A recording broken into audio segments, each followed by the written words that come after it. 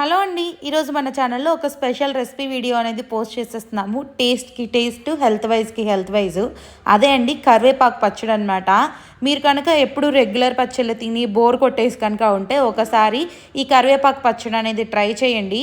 వేడి వేడి అన్నంలో గోరువెచ్చని నెయ్యి వేసుకొని ఈ పచ్చడి కలుపుకొని తింటే చాలా బాగుంటుంది, అద్భుతంగా. ఒక్కసారి కనుక మీరు ఈ పచ్చడి కనుక ట్రై చేసేస్తే మళ్ళీ మళ్ళీ అదే తింటారనమాట, అంత టేస్ట్గా ఉంటుంది. అండ్ మనకి హెయిర్కి కానీ, ఐస్కి కానీ, కళ్ళకి కానీ అండ్ కరివేపాకు చాలా మంచిది. అండ్ పిల్లలు కానీ ఎవరైనా ఈవెన్ పెద్దవాళ్ళు కూడా కర్రీస్లో మనకి కరివేపాకు చూడంగానే తీసి పక్కకు పెట్టేస్తూ ఉంటారు.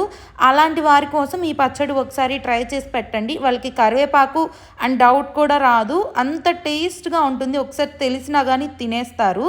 ఫుల్ డీటెయిల్ రెసిపీ వీడియో కింద ట్యాగ్ చేస్తున్నాను, ఒకసారి చూడండి, లైక్ చేయండి, సబ్స్క్రైబ్ చేయండి. Thank you.